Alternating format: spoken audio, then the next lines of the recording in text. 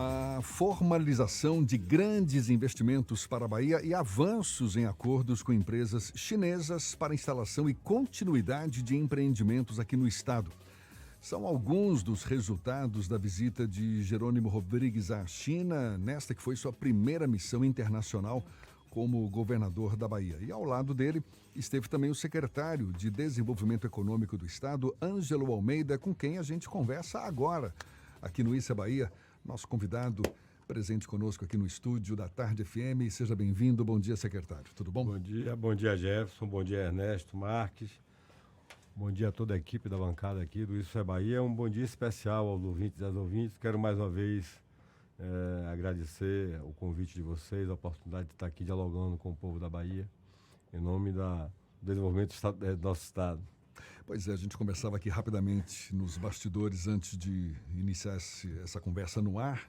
A BYD, que é uma montadora chinesa de carros elétricos e tal, está formalizada a vinda dela para ocupar o espaço que era da Ford lá em Camaçari?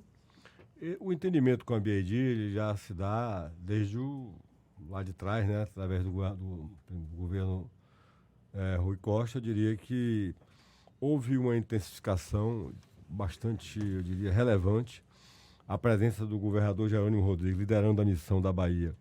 Inclusive, coincidentemente, né, por conta da necessidade de Lula adiar a viagem dele, ocorreu um bom momento. Ficou mais tempo do que devia, né? Ficou mais tempo, foi recebido, eu diria, com muita generosidade e muito interesse pelos representantes de empresas chinesas, tanto estatais como privadas. A BYD é uma empresa privada, das que nós tivemos contato para a construção de uma relação bilateral, comercial bilateral. BYD é uma das que detém capital privado e com presença em bolsa de valores, inclusive, mas a conversa foi com a alta direção da empresa e em todos os momentos. O que ficou claro foi uma posição muito marcante da definição deles de estarem na Bahia. Falou-se em datas?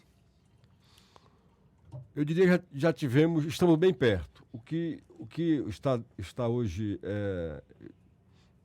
precisando de uma definição ainda é uma relação entre duas empresas privadas, porque a Ford é uma empresa privada, americana, e a BYD. Então, isso foge um pouco da participação do governo, embora... O senhor está falando da Ford porque o espaço ainda pertence à Ford? É o site mais adequado para eles. Eu diria que é o site escolhido por eles.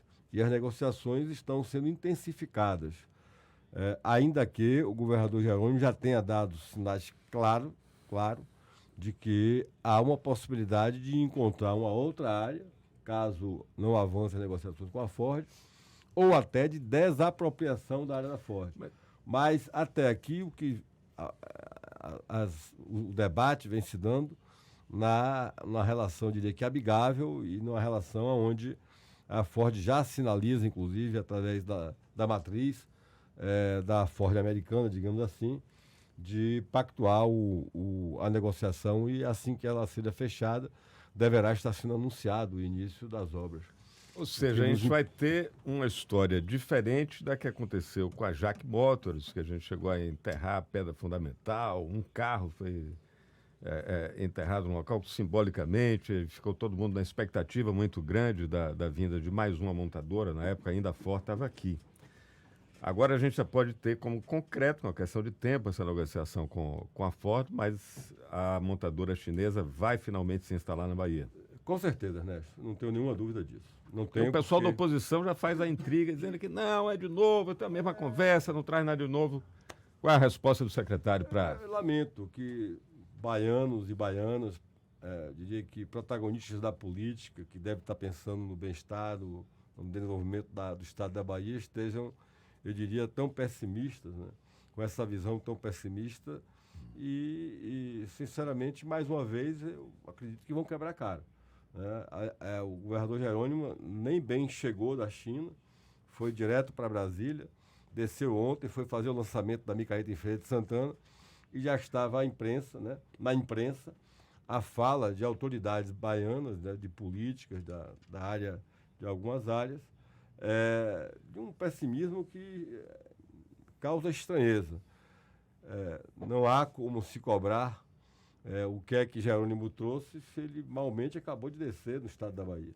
Mas quero dizer aos pessimistas que eu, como já tenho uma natureza otimista, né, creio que foi uma viagem, uma missão extremamente produtiva, com encaminhamentos, eu diria que bastante definidos, e com uma coisa que me impactou muito, a generosidade do povo chinês para com o povo brasileiro e o povo baiano.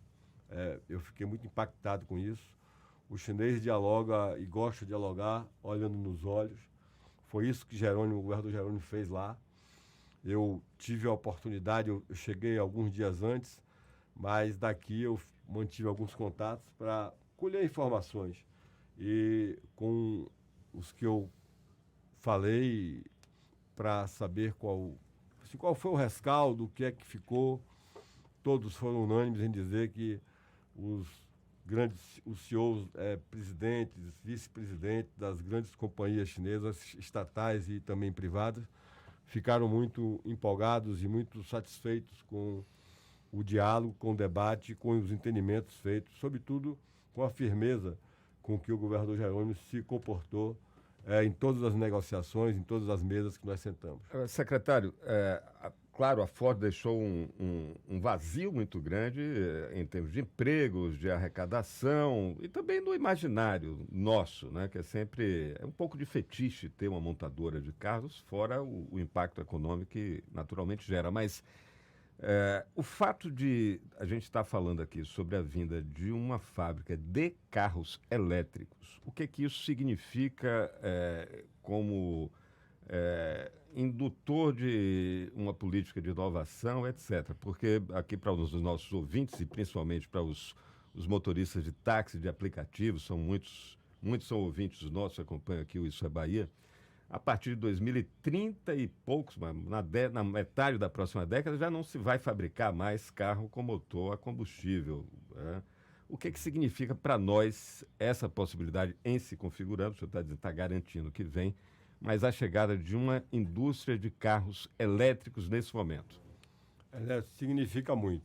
Sobretudo, significa colocarmos a Bahia num patamar de, eu diria assim, carro-chefe da sustentabilidade, da política, da boa política ambiental, da desfossilização do planeta.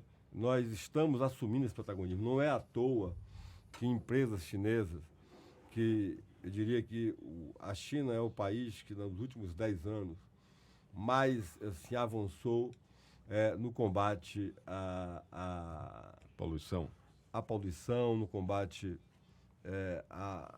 na luta pela desfossilização para se colocar a mudança climática, e colocou a mudança climática no centro das suas ações políticas e, sobretudo, de política ambiental. A Bahia vai assumir esse protagonismo. Nós já estamos, eu diria, sentando na cabeceira da mesa para discutir nesse patamar, porque somos um estado que assumimos liderança na produção de energia limpa, a partir da energia eólica e da energia solar. Estamos vendo agora uma complementação desse trabalho que foi iniciado por Wagner, com a formação e construção de parques eólicos e solares. São parques híbridos, onde o parque eólico está caminhando ao lado, o parque solar caminhando ao lado do parque hídrico. Tudo isso direcionando, a partir do governo Lula agora, já com os leilões definidos de novas linhas de transmissões. Nós temos uma carga energética muito forte que vem aqui para o polo petroquímico, e daqui o excedente do que tudo que é entregue para o estado da Bahia, para o povo da Bahia, e caminhado para o sul e sudeste. Ocorre que o polo petroquímico, eu já falei aqui, que é bom esclarecer, o que é que nos faz, eu diria, diferente e cobiçado aos olhos do mundo. O hidrogênio verde é já citado e apontado como um combustível do futuro. E a Bahia tem, justamente no polo petroquímico, o maior parque químico da América Latina, né? E é onde se dará o processo da eletrólise, da transformação da energia, do uso da energia limpa para fazer a eletrólise, que é a quebra da molécula da água, do H2O, onde você captura o hidrogênio, o H2, e o oxigênio vai ser trabalhado em outros processos químicos, inclusive em fornecimento de oxigênio hospitalar. E é esse hidrogênio que será chamado de verde, né, que é conhecido como hidrogênio verde. E daí se desdobra na produção de amônia verde, aí segue toda uma cadeia, né, de desenvolvimento de novos produtos verdes. O aço baiano será um aço verde. As fábricas hoje, as grandes montadoras no mundo, estão perseguindo. Quem tem aço verde para vender, estamos dando preferência. Aço verde é o quê, secretário?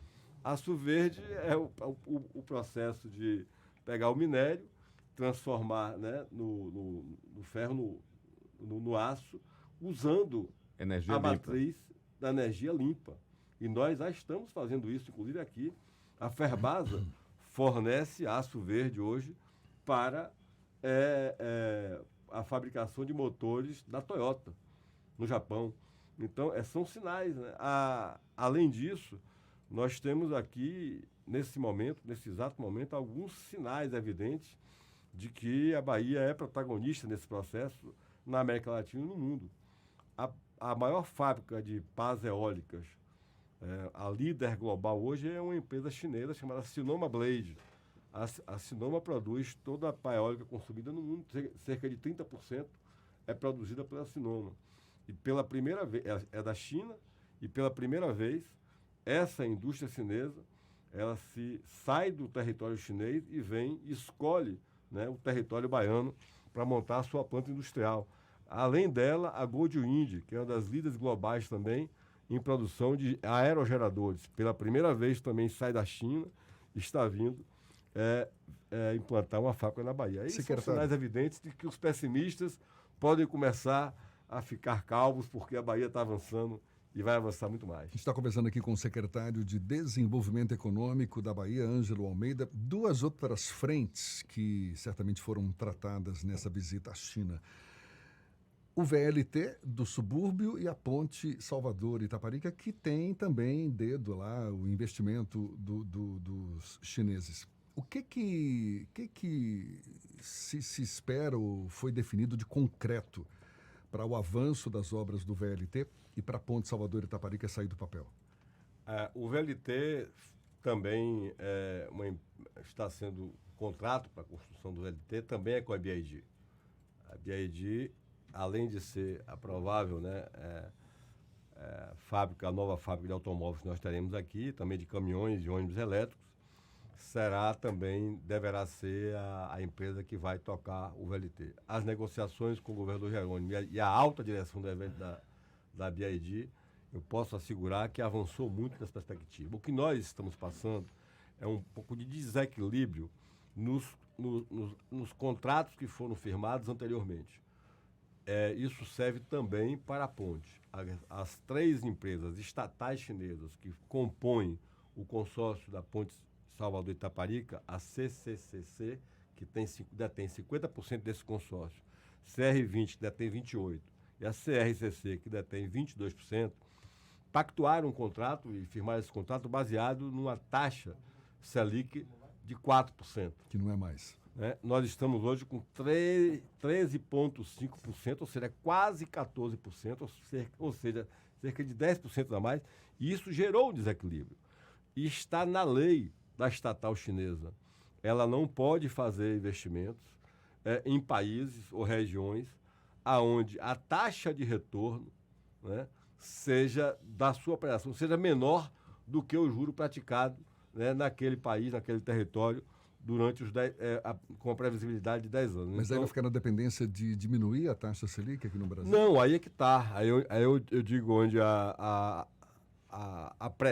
feliz presença dessa missão da Bahia foi capaz de sentar na mesa e encontrar os caminhos. Acho a economia, os negócios entre 2 estados, entre 2 países, no caso entre Bahia e China, e as empresas estatais chinesas, se deu muito com a boa diplomacia. E a partir do diálogo está se encontrando os meios para resolver. Um deles, né, encontrar no apoio do governo chinês a possibilidade do próprio governo chinês financiar com juros chineses a ponte. Ou seja, aí é onde entra a presença do presidente Lula E todo mundo que está aqui, quem está me ouvindo, já deve ter ouvido ou assistido o presidente Lula dizer que o craque do jogo foi o governador Jerônimo, na missão Brasil-China. Porque ficou essa tarefa para ele. Seguramente eu já não estava mais lá, mas eu posso assegurar a vocês de que a nossa expectativa é de que a ponte Salvador-Itaparica, nos próximos 90 dias, ela já esteja em fase de início, que será com a sondagem, né, e com a dragagem, que é a parte inicial da obra, sondagem e dragagem, para daí em diante se colocar em pé o projeto de construção da ponte. Só quero fazer um parênteses para esclarecer de que o que eu vi lá com os meus olhos, e escutei com meus ouvidos, é de que essas 3 empresas juntas, chinesas, são responsáveis por 7 das 10 maiores pontes construídas no mundo. Então, e outra, prazo de obra de construção da ponte em torno aí de 4 anos e meio em 5. Então, a gente está falando de coisa que... que a gente não vê por aqui, normalmente. A gente não vê e parece inacreditável, sabe?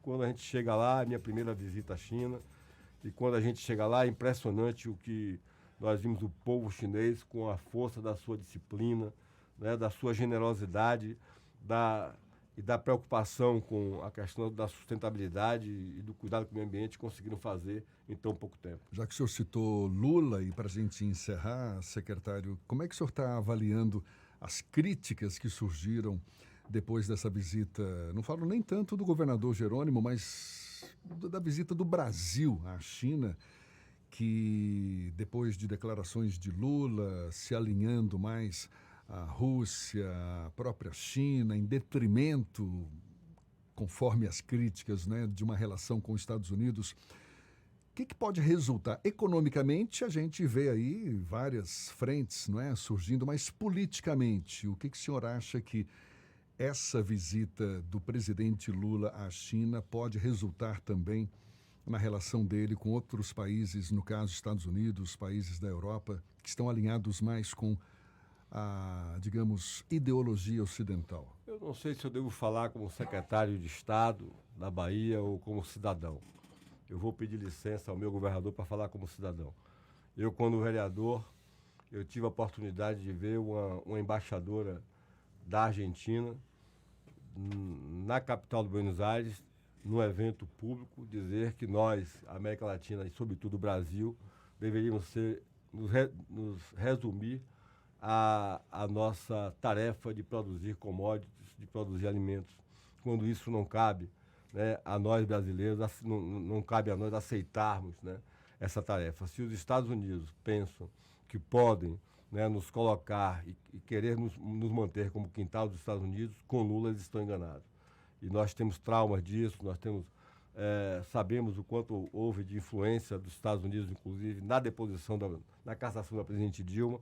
Eu acho que o que o presidente Lula está dando lá fez na China e continuará fazendo a nível mundial, é deixar bem claro de que o Brasil e nós lutamos por nossa soberania, porque é através da nossa soberania que nós vamos avançar como cidadãos e cidadãs, buscando melhorar a vida do nosso povo. Os outros não resolverão isso. Então, o que Lula fez e está fazendo para o mundo é dando uma lição de que o Brasil é uma potência, será uma grande potência energética, né? E está ocupando outro espaço no mundo a partir do século XXI. E que não abaixa a cabeça para ninguém. Exatamente. Secretário Ângelo Almeida, muito obrigado. Sempre um prazer conversar com o senhor e seja sempre bem-vindo aqui com a gente. Obrigado. Então, tendo novidade, por favor, nos procure. Obrigado, Jefferson. Obrigado a todos. Obrigado, Ernesto, a bancada. Obrigado aqui ao Grupo à Tarde. É um prazer enorme, mais uma vez, estar atendendo esse convite de vocês aqui. Maravilha. Um bom dia para o senhor Ângelo Almeida, secretário de Desenvolvimento Econômico do Estado da Bahia, conversando conosco aí, tão logo depois de chegar, não é, dessa visita à China com o governador Jerônimo Rodrigues. Muito obrigado mais uma vez. Agora, 2 minutos para as 8 na Tarde FM. Você está ouvindo Isso é Bahia.